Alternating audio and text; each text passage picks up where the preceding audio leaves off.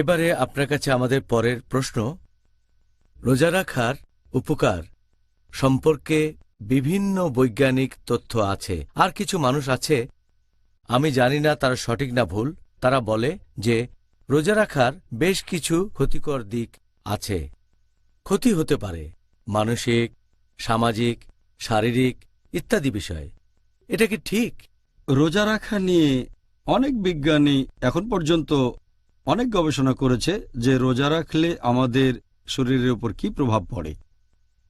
আর বিজ্ঞানীরাই আমাদের বলেছেন, যখন কোনো লোক খাবার খায় তখন তার হজম শক্তি বেড়ে যায়।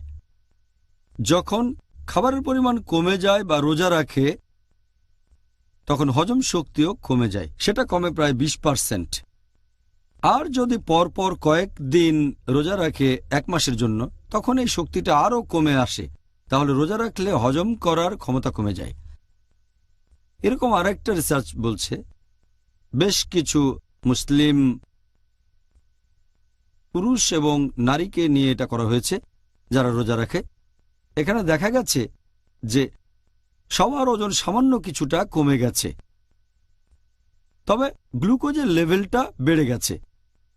আর অন্যান্য সব উপাদানের কথা যদি বলতে হয়, সেগুলোর পরিবর্তন হয় না।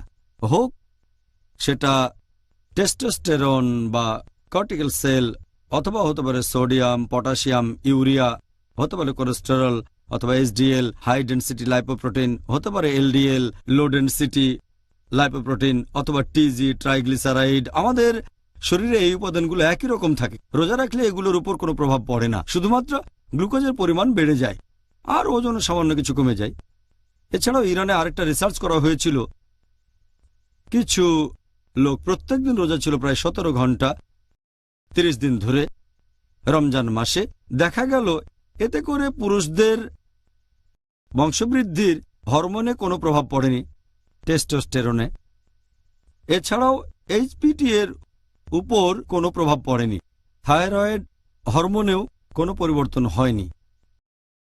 এরকম অনেক রিসার্চ হয়েছে।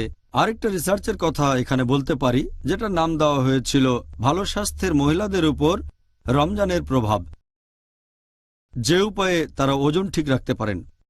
ওজন ঠিক রাখা, সেখানে দেখা গেল রোজা রাখার সময় কোনো পরিবর্তন হয় না। যদি শারীরিক গঠনের কথা বলেন, ওজন একরকম, কোনো কিছু বদলায়নি।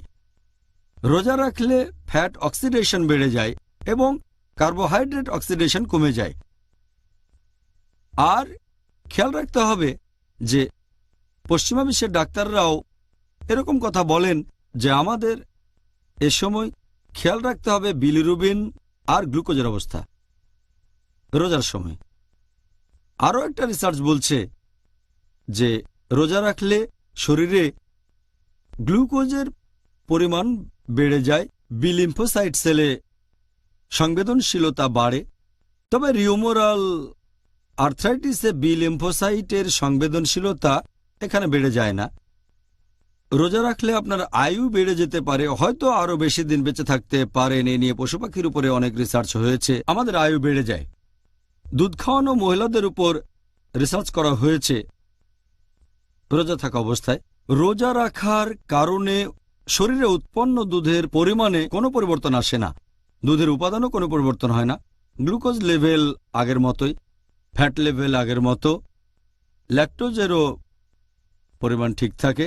যেসব মহিলা বাচ্চাকে দুধ খাওয়ান তাদের ক্ষেত্রে কোনো পরিবর্তনই আসে না।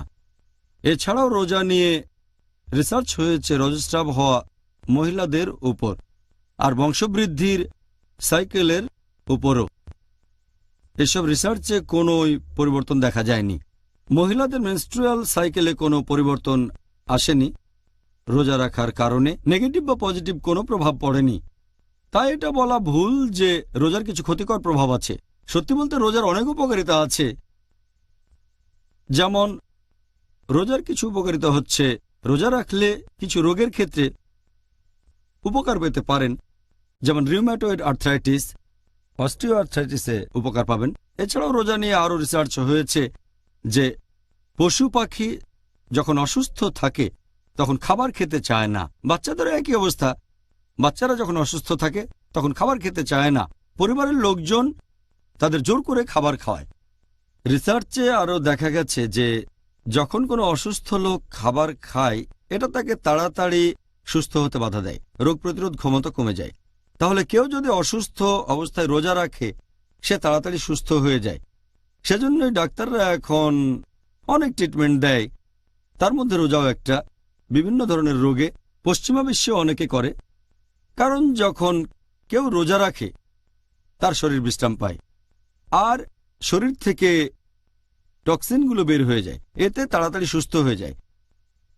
এছাড়াও রোজা রাখলে আপনার ব্যবহার বদলে যেতে পারে।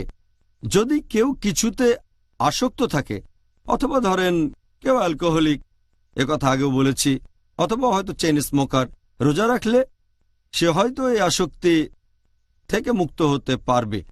এছাড়া অনেকে হয়তো অন্যান্য জিনিসে অভ্যস্ত, যেমন চা, কফি, রোজা রাখলে তারা এগুলো থেকে বিরত থাকবে। রমজান মাসে টানা 30 দিন রোজা থাকবে, তখন এগুলোতে আগ্রহ কমে যাবে, তারা তখন স্বাস্থ্যকর খাবার খেতে পছন্দ করবে। তাহলে রোজার সময় আপনারা এইসব থেকে দূরে থাকবেন। যদি 1 মাস বাদ দিতে পারেন তাহলে সারা জীবনও পারবেন। হ্যাঁ, অবশ্য এমন কিছু রোগ আছে, যেমন ধরেন ইনসুলিন নির্ভর ডায়াবেটিস। যে লোক ইনসুলিন নির্ভর ডায়াবেটিসে ভুগছে তার রোজা রাখা উচিত না, কারণ তার কিটোসিস আছে।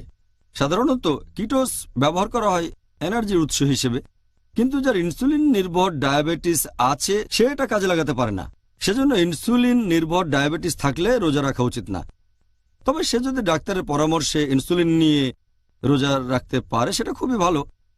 অন্য টাইপের ডায়াবেটিসগুলো আরও কমন, নন ইনসুলিন ডায়াবেটিস, এদের জন্য রোজা রাখা উপকারী।